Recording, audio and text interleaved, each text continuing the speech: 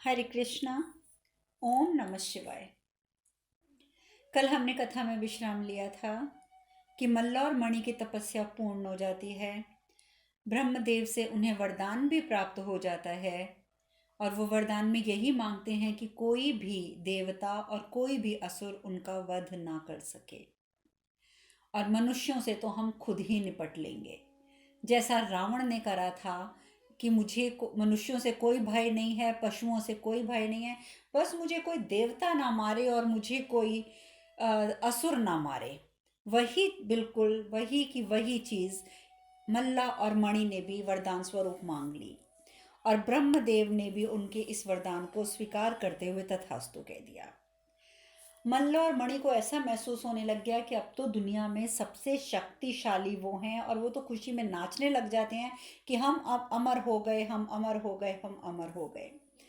उधर महादेव वो जानते हैं कि अब उनका समय आ गया है माता पार्वती को वापस लेके आने का, अर्थात महालसा के पास पहुंचने का। महारानी मैनावती सब समझ जाती हैं और मैनावती जी तो यहाँ तक कहती हैं कि प्रभु आपको आशीर्वाद दूं इतनी मुझ में योग्यता नहीं है। परंतु महादेव उनकी भावनाओं को समझते हुए कहते हैं कि मैं अपनी सास माँ को वचन देता हूँ कि माता सब ठीक होगा। और मैनावती बहुत प्रसन्न हो जाती हैं कि जब महादेव ने कहा कि सब ठीक हो जाएगा तो उनकी पुत्री यानी कि देवी पार्वती, माता पार्वती कैलाश वापस लौटेंगी ही लौटेंगी। वही महालसा को जब पता चलता है कि मल्ल और मणि जो हैं उनकी तपस्या पूर्ण हो गई है और ये भी उसे पता चलता है कि वो उस राज्य की सीमा पर देखे गए हैं। महालसा ये नहीं समझ पाती कि ये उन सब की योजना थी, उन दोनों की योजना है ताकि इस सूचना को सुनने के बाद जो भी लड़की माता के स्वरूप में जो भी लड़की वहाँ पर उपस्थित है वो यहाँ आए। और इसी बात को ध्यान में रखते हुए उन्होंने राज्य की सीमा पर एक यंत्र की भी स्थापना की थी। एक ऐसे यंत्र की स्थापना जिसको जैसे ही वो कन्या लांघेगी, जो कि माता जिस कन्या के रूप में अवतरित हुई हैं, तो अनुभूति कहाँ होगी? मल्ला और मणि के पास। तो इस प्रकार से उन्होंने ये खबर उड़ा कर कि मल्ल और मणि राज्य की सीमा पर देखे गए हैं और राज्य की सीमा पर ही उस यंत्र की स्थापना कर दी। परंतु महालसा से पहले तो वहां पहुंच जाते हैं अघोरा। अघोरा अर्थात महादेव का एक रूप, महादेव जो अपने एक अंश के रूप में अघोरा के रूप में भी उपस्थित होते हैं, वही अघोरा। महालसा जैसे ही वहां से गुजरने का प्रयास करती है उस यंत्र के पास से, कि सामने जाकर अघोरा खड़े हो जाते हैं और कहते हैं कि तुम यहाँ से आगे नहीं जा सकती। महालसा को बहुत हैरानगी होती है। वो कहती है मुझे रोकने का दुस्साहस करने वाले कौन हो तुम? और ये कहते हुए वो अपनी तलवार निकाल लेती है। तो आप तो जानते हैं कि अघोरा तो महादेव हैं। अघोरा कहते हैं इससे कुछ नहीं होगा, उचित होगा कि तुम यहाँ से लौट जाओ, यहाँ से लौट जाओ। लेकिन महालसा एक भी नहीं सुनती और अघोरा के ऊपर अपना प्रहार कर देती है। परंतु अघोरा महालसा का हाथ पकड़कर रोक लेते हैं। तभी वहाँ पर गंगा यानी कि बढ़ई के रूप में जो देवी गंगा वहाँ रह रही थी वो उपस्थित हो जाती हैं और बोलती हैं रुक जाओ। महालसा बोलती है कि नहीं, इसने मेरा रास्ता रोका है, इसने मेरा मार्ग अवरुद्ध किया है, जिसके कारण हो सकता है कि वो दोनों अब काफ़ी दूर निकल गए होंगे, मल्ल और मणि। तो आज तो मैं इसको नहीं छोड़ूंगी। परंतु जब गंगा समझाती हैं कि नहीं महालसा, तुम अब और कुछ नहीं करोगी, माई तुम्हें बुला रही है, घर चलो, तो जाते जाते महालसा कहती है कि आज तो मैं जा रही हूँ पर मैं पुनः लौटूंगी और जो कार्य इस समय अधूरा छूट गया है उसे मैं अवश्य पूर्ण करूंगी। और अपने अश्व पर सवार होकर वहां से निकल जाती है। जैसे ही वो निकलती हैं, नारद मुनि जो ऊपर से सब देख रहे हैं वो तो अचानक बोल पड़ते हैं नारायण नारायण। क्या समझे ब्रह्मदेव, क्या समझे पिताजी? माता की लीला में महादेव भूमिका निभा रहे हैं या महादेव की लीला में माता भूमिका निभा रही है? यहाँ तो हमें कुछ स्पष्ट ही नहीं हो रहा कि कौन किसकी लीला में भूमिका निभा रहे हैं। ब्रह्मदेव मुस्कुरा कर रह जाते हैं, कोई जवाब नहीं देते। तभी गंगा कहती हैं कि इसके पिता की हत्या मल्लामणि ने की है और आप यहाँ पर आए हैं अघोरा के रूप में, क्योंकि गंगा देवी तो तुरंत पहचान जाती हैं कि ये महादेव हैं। तो इसीलिए गंगा देवी कहती हैं कि आपको ये समझना चाहिए प्रभु कि गंगा के पिता महालसा के पिता का जो वध किया है वो मल्ल और मणि ने किया है और वो दोनों अघोरी हैं। और आप ये भी जानते हैं कि महालसा जो है वो अघोरियों से बहुत घृणा करती है। तो आप अघोरी बनकर यहाँ पे आए हैं महालसा से विवाह करने। महालसा किसी अघोरी से विवाह क्यों करेगी? अघोरा कहते हैं कि उसकी प्रचंडता को संतुलित करने के लिए मुझे अब कोई दूसरा रूप ही धारण करना होगा। क्यों? क्योंकि उसमें प्रचंडता है और वो प्रचंडता और ज़्यादा उग्र हो जाती है जब वो किसी अघोरी को देखती है। तो तुम सत्य कह रही हो गंगा, अघोरी बन के तो मैं महालसा को प्रसन्न नहीं कर सकता, उसकी प्रचंडता को शांत नहीं कर सकता, संतुलित भी नहीं कर सकता। जिसने कि उसकी क्रोधाग्नि इतनी ज़्यादा बढ़ चुकी है, उसमें मुझे एक ऐसा रूप धारण करेगा जो उसकी बढ़ी हुई क्रोधाग्नि को शांत करने के लिए जल सी आर्द्रता रखता हो। मुझे एक ऐसा रूप धारण करना पड़ेगा। प्रतिशोध के अहंकार में उसका मार्ग प्रशस्त करने के लिए अनेकों सूर्यों का प्रकाश हो जिस स्वरूप में, मुझे वो स्वरूप धारण करना पड़ेगा। महालसा के लिए मुझे अब मार्तंड बनना पड़ेगा। गंगा देवी बहुत प्रसन्न होती हैं। गंगा देवी कहती हैं अवश्य प्रभु, अवश्य, और इसमें मैं आपकी हर प्रकार से सहायता करूंगी। और सच में अघोरा से महादेव मार्तंड बन जाते हैं। मार्तंड बन जाते हैं। इतना सुंदर स्वरूप उनका मार्तंड का। देवी गंगा यानी कि बड़ई वो मार्तंड को अपने घर लेके जाती है। जैसे ही घर लेके जाती है, चाहे अघोरा से मार्तंड बन गए, स्वरूप बदल लिया। अघोरा जैसे शरीर पर राख मले हुए और अघोरियों की धोती पहने हुए थे, लेकिन ये तो मार्तंड के रूप में साधु सन्यासियों के कपड़े पहने हुए सफ़ेद रंग के जब वहाँ पहुँचते हैं, परंतु पार्वती माता उन्हें पहचान जाती हैं, यानी कि महालसा उन्हें पहचान जाती है। इन्हें यहाँ क्यों लाई हो बड़ी दीदी, यहाँ क्यों लाई हो इन्हें? लेकिन जैसे ही उनके कदम यानी कि मार्तंड के कदम उस कुटिया की ओर पड़ते हैं, मल्लकोटी भी पहचान जाते हैं। आप तो जानते हैं कि मल्लकोटी तो जानते हैं, यल्लकोटी को अच्छी तरह पता है कि गंगा देवी जो हैं वो बड़ई हैं और महालसा जो है वो माता पार्वती हैं। और जैसे ही मार्तंड अंदर प्रवेश करते हैं तो वो पहचान जाते हैं। तभी महालसा की माता बोलती हैं कौन हो तुम? तो महादेव कहते हैं मर्तंड। तो गंगा देवी कहती हैं कि आज महालसा को सीमा पार करने से इन्होंने ही रोका था। अगर आज ये ना रोकते ना माई, तो महालसा तो सीमा पार करके मल्लामणि के पीछे जा रही थी और मल्लामणि ने छोड़ना था कोई इसको। तो जो महालसा की माता होती हैं वो बहुत ही घबरा जाती हैं, बल्कि वो तो कहती हैं कि मेरी पुत्री क्रोध में किसी की बात भी नहीं सुनती है, परंतु मैं आपकी आभारी हूँ कि आप उसे रोक सके, क्योंकि जब मेरी पुत्री को क्रोध आता है तो उसको कोई नहीं रोक पाता। तो महालसा आकर वो महालसा सब कुछ देख रही होती हैं। महालसा कहती हैं आभार प्रकट करने की कोई आवश्यकता नहीं है माई। जिस क्षण के लिए हमने बरसों प्रतीक्षा करी थी ना, बरसों प्रतीक्षा, वो क्षण इस व्यक्ति के कारण आज हमने खो दिया। इसके कारण मेरे पिता के हत्यारे अब कुछ दिन और जीवित रहेंगे। सो माई, आभार प्रकट करने की कोई आवश्यकता नहीं है इसको। महालसा की माता बहुत लज्जित प्रतीत करती हैं महालसा के व्यवहार की वजह से। कहती हैं कि जब इसे क्रोध आता है तो इसे शांत कराना असंभव हो जाता है। न जाने क्या होगा इसका, न जाने क्या होगा इसका। तभी महादेव अर्थात मार्तंड कहते हैं विवाह। विवाह, इतना एक शब्द बोलने की देर थी कि बढ़ई यानी कि देवी गंगा और यल्लकोटी दोनों बहुत प्रसन्न हो जाते हैं, क्योंकि वो तो जानते हैं कि ये देवी पार्वती हैं। महालसा कहती हैं कि तुमसे किसी ने सुझाव मांगा है तो सुझाव दे रहे हो। लेकिन तभी महालसा की माता उनको डांट देती हैं। क्या अतिथि के साथ ऐसी बात की जाती है? क्या तुम्हें बिल्कुल भी लज्जा नहीं आती कि घर आए अतिथि के साथ तुम ऐसी बात करोगी? और साथ ही वो मार्तंड को देखते हुए कहती हैं देखा तुमने, देखा कैसी है ये मेरी पुत्री, कौन करेगा इससे विवाह, कौन करेगा इससे विवाह? तभी मार्तंड कहते हैं मैं करूंगा इससे विवाह, असंभव तो कुछ भी नहीं है। संभवतः ये भी हो सकता है कि मुझसे विवाह करना पूर्व निर्धारित हो।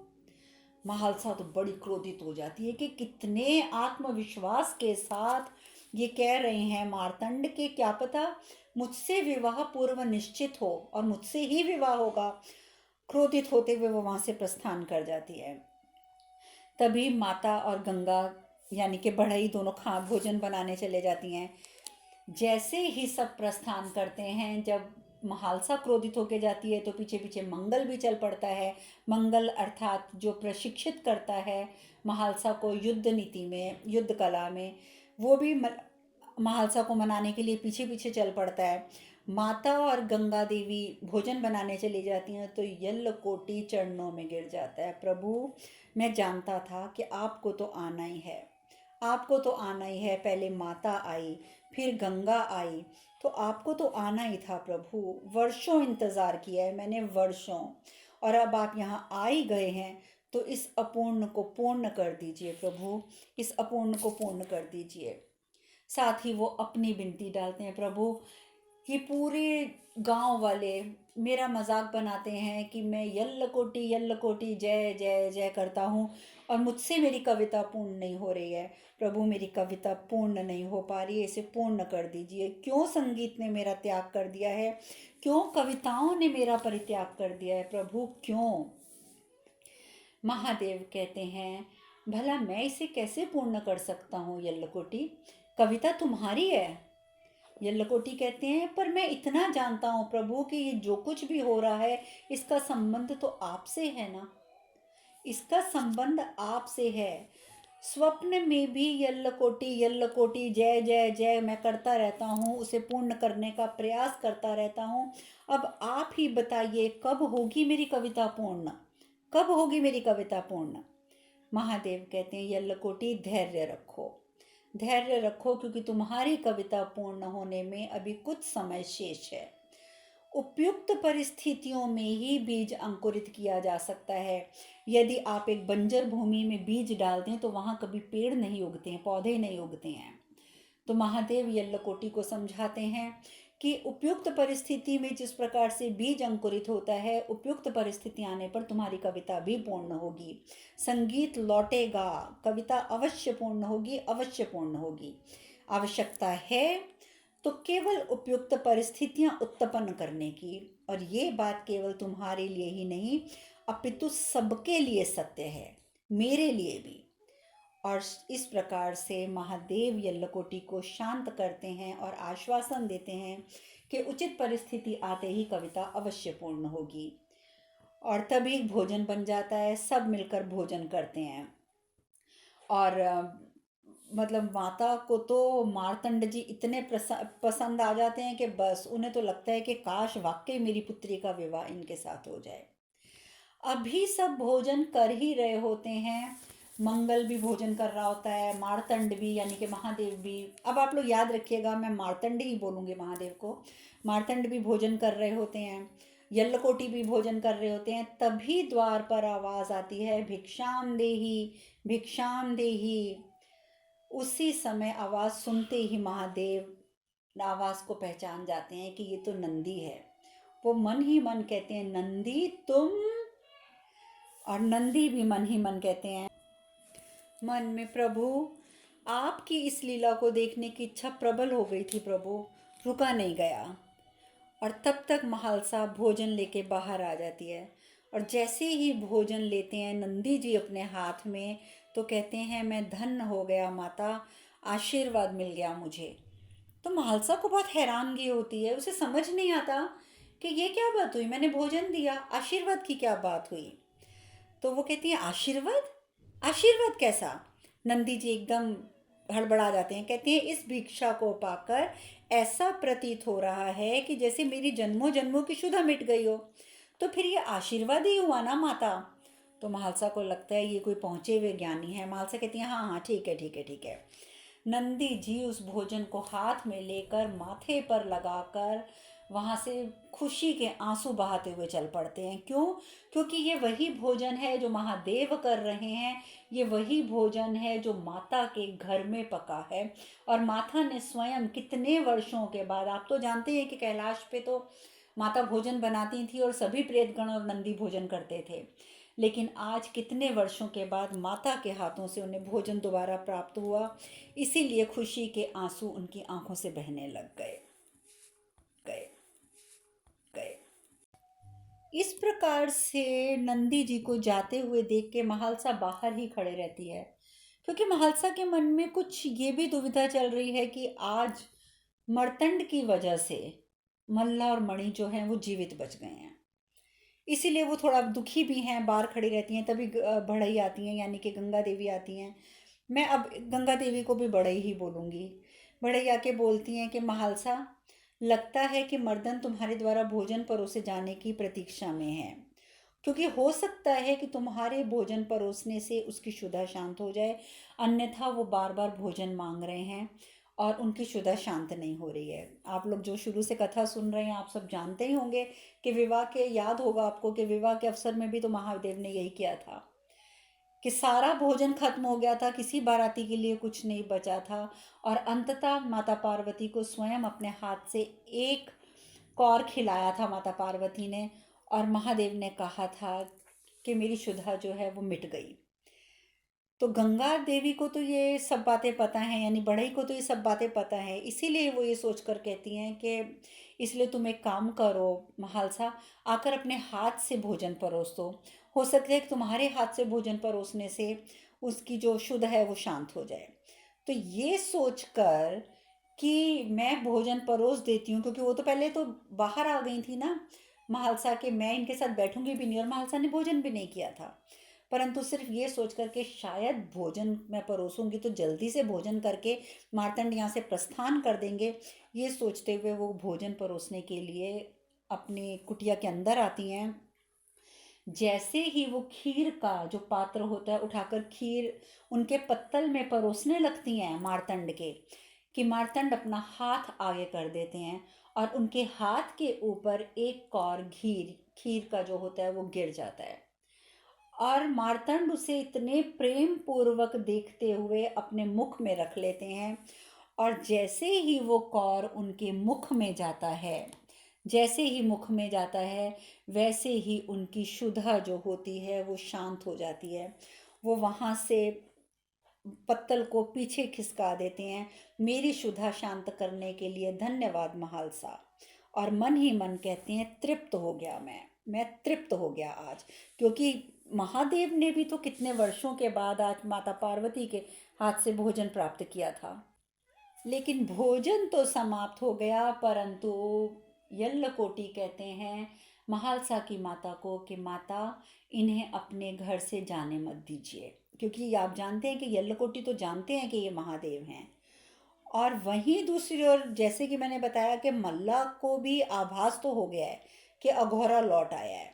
मणि तो चिंतित भी बहुत ज़्यादा हो जाता है कि अब अगर आ गया है ये अघोरा वापस, तो अब हम कहाँ से सफल होंगे, क्योंकि आप जानते हैं कि जितनी बार वो सफलता की ओर बढ़ने लगते हैं उतनी बार ही अघोरा ने उन्हें परास्त किया था।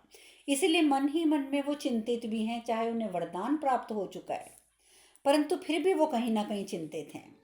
उधर महालसा अगले दिन सुबह सुबह युद्ध अभ्यास कर रही होती हैं अकेले ही, तभी मार्तंड आ जाते हैं। वो आकर बोलते हैं कि युद्ध कला में तुम्हें अपनी भांति मैं निपुण बना सकता हूँ। तो वो कहती है, मतलब महालसा को तो अपने ऊपर पूरा विश्वास है कि मैं बहुत अच्छी युद्ध कला जानती हूँ, तो वो तलवार देती हैं मार्तंड को कि चलो मेरे साथ पहले एक बार युद्ध ही हो जाए। लेकिन तलवार गिरा देते हैं मार्तंड जी महालसा की। उसके बाद वो महालसा को दो तलवारें देकर भी कहती हैं युद्ध करो, लेकिन तभी भी मार्तंड से महालसा पराजित हो जाती हैं।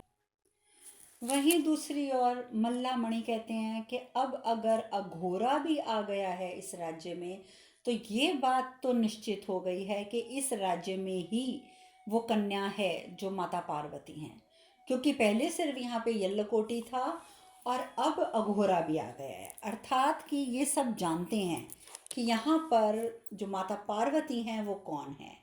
और वो लोग क्या करते हैं कि गांव वालों को परेशान करने के लिए कभी आग लगाते हैं गांव में, कभी कुछ करते हैं, लेकिन मार्तंड उनकी हर प्रकार से सहायता करते हैं। यहाँ तक कि एक बार तो उनकी पूरी कुटिया में आग लग जाती है और मार्तंड उस जलती कुटिया में से माता को भी बचा कर लाते हैं।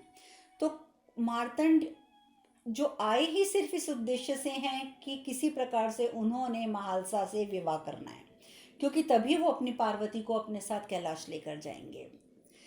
अब माता जो होती हैं महालसा की, वो तो बहुत ही ज़्यादा प्रसन्न है मार्तंड से। वो फिर कहती हैं कि भी मैं आपके साथ अपनी पुत्री का विवाह करना चाहती हूँ, परंतु महालसा मना कर देती है।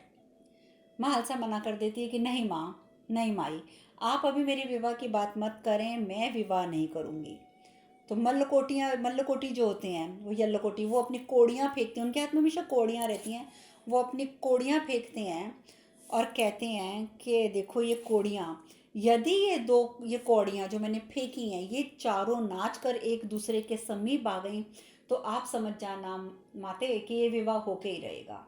जैसे ही वो कोड़ियाँ फेंकते हैं, कोड़ियाँ उछलते हुए आपस में एक दूसरे के समीप आ जाती हैं।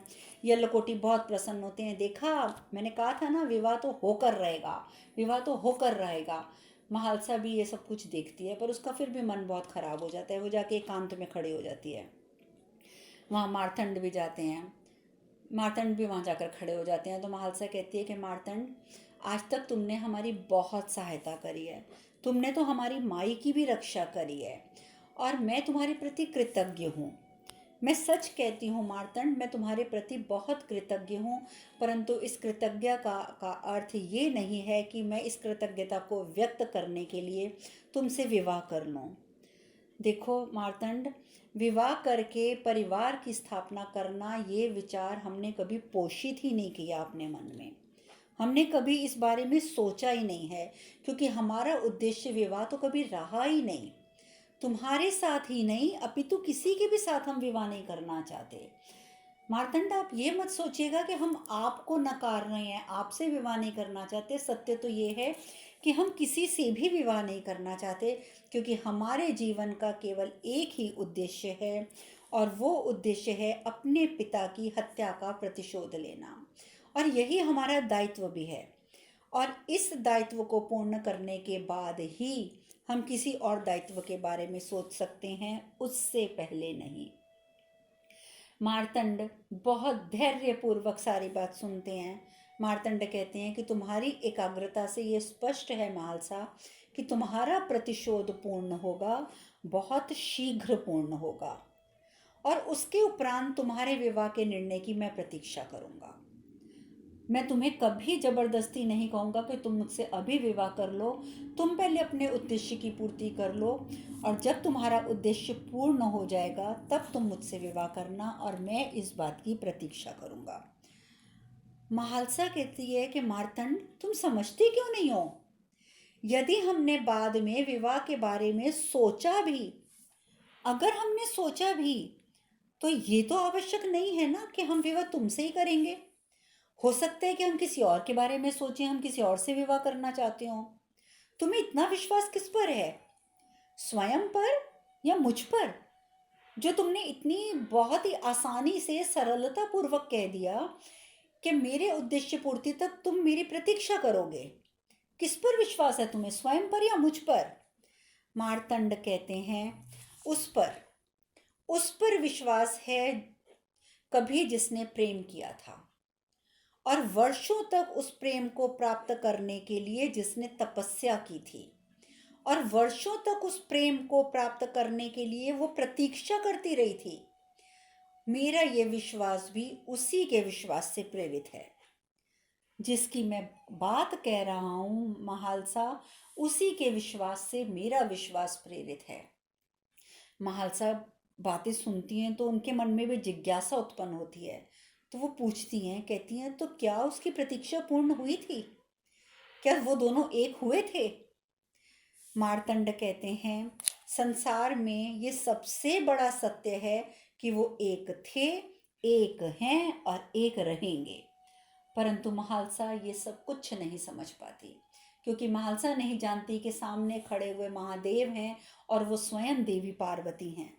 इसीलिए वो शायद इस बात को नहीं समझ पाती हैं। महालसा के मन में ये बातें बैठ जाती हैं। धीरे धीरे मार्तंड का स्वरूप, उनका व्यवहार, उनकी बातचीत की शैली, उनका सबका सहयोग करने की प्रवृत्ति, ये सब चीज़ें देखते देखते महालसा जो है वो भी आकर्षित होना शुरू हो जाती हैं मार्तंड के प्रति। एक दिन कुटिया बनाते बनाते, जब कुटिया तो उनकी जल गई होती, नई कुटिया बनाते बनाते महालसा पूछती है कि मैं आपसे एक बात पूछना चाहती हूँ मार्तंड, कि वो स्त्री कौन थी जिसके प्रेम से ने तुम्हें प्रेरित किया। मैं उस स्त्री के बारे में जानना चाहती हूँ कि वो स्त्री कौन थी जिसके प्रेम ने तुम्हें प्रेरित किया। मार्तंड कहते हैं थी कोई जिसने एक वैरागी को गृहस्थ बनाया था, थी कोई जिसने प्रेम की परिभाषा दी थी, उसने अब उसकी असीमित ताकतों से उसे परिचित करवाया था, उसने उसको संपूर्णता की अनुभूति कराई थी। एक वैरागी को उसकी असीमितता से परिचित करवाया था। ये सब कार्य उसी ने किया था। उसी ने सिखाया था कि विवाह क्या होता है, परिवार का अर्थ क्या होता है। इतना कुछ महादेव बोल जाते हैं। महादेव की नज़रों में सब घूम जाता है। माता पार्वती, अपनी पुत्री, अपने दोनों पुत्र, उनका विवाह, सब कुछ घूम जाता है महादेव की दृष्टि में। महालसा चुपचाप सुनती रहती है। तो मार्तंड बोलते हैं, क्या हुआ, तुम ये सब कुछ सुनकर एकदम चुप क्यों हो गई। महालसा कहती है कि ऐसा प्रतीत होता है कि जैसे तुम उससे अब भी बहुत प्रेम कर, जिससे तुम प्रेम करते थे तुम उससे आज भी बहुत प्रेम करते हो। मार्तंड कहते हैं, हाँ, और सदैव करता रहूंगा। तो ये सुन के महालसा को थोड़ा सा झटका भी लगता है कि एक तरफ से तो मार्तंड मुझसे विवाह की बात कर रहे हैं, दूसरी ओर कह रहे हैं कि मैं सदैव उससे प्रेम करता भी रहूंगा। तो महालसा कहती है, और यदि वो आज आ जाए सामने आपके और आकर कहे कि मुझसे विवाह कर लो, तो क्या तुम मुझसे विवाह कर लोगे। यदि वो स्त्री जो भी है वो तुम्हारे समक्ष आकर आज कह दे कि वो तुमसे विवाह करना चाहती है, तो क्या तुम विवाह कर लोगे। मार्तंड इस बात का उत्तर देने की बजाय प्रश्न करते हैं, क्या तुम ये चाहोगी कि ऐसा हो। लेकिन मार्तंड का ये प्रश्न सुनकर महालसा कोई उत्तर नहीं दे पाती, चुपचाप बस देखते रह जाती है। क्योंकि सच तो मार्तंड भी जानते हैं कि महालसा के मन में भी प्रेम का बीज अंकुरित हो चुका है, और महालसा भी ये बात को समझ रही है, इसीलिए वो जवाब नहीं दे पाती है। जब मार्तंड ये पूछते हैं कि क्या तुम चाहोगी कि ऐसा हो, वो चुप रह जाती है। उधर दूसरी ओर मल्ला और मणि, उनको ये बात जैसे उन्हें अनुभूति तो हो चुकी है कि अघोरा दोबारा आ चुका है। उनका जब और किसी बात पर बस नहीं चलता तो वो लोग क्या करते हैं कि यल्लकोटी को उठा लेते हैं। यल्लकोटी को उठवा के ले आते हैं और मणि कहता है कि जल्दी से अपनी कोड़ियाँ फेंको और बताओ कि माता यहाँ आएगी या नहीं आएगी। तो यल्लकोटी कहता है कि माता यहाँ अवश्य आएगी, अवश्य आएगी और मुक्ति भी दिलाएगी। माता आएगी भी, मुक्ति भी दिलाएगी, तुम्हारे सामने ही तो है माता। और ये कहते हुए वो जो आप जानते हैं कि विग्रह होती है माता की, जहाँ पर मल्ला मणि हमेशा आराधना करते हैं, कहते हैं माता है तो सही तुम्हारे समक्ष। मणि कहते हैं, अरे नहीं नहीं यल्लकोटी नहीं, ये तो केवल मूर्ति है, मूर्ति। माता होती तो मुझे उनकी अनुभूति हो गई होती। तो मल्लकोटी कहते हैं, लेकिन मूर्ख मणि, माता सर्वव्यापी है। तो मणि कहता है, जैसे कि आप सब जानते हैं कि मणि तो अर्धविक्षिप्त है। मणि कहता है, सर्वव्यापी, सर्वव्यापी क्या होता है। तो यल्लकोटी कहते हैं, सर्वव्यापी अर्थात वो जो हर समय हर स्थान पर उपस्थित हो। तो मणि कहते हैं, नहीं नहीं नहीं नहीं नहीं नहीं यल्लकोटी, मुझे ऐसी माता नहीं चाहिए। यल्लकोटी, मुझे ऐसी माता नहीं चाहिए जो हर समय हर स्थान पर उपस्थित हो।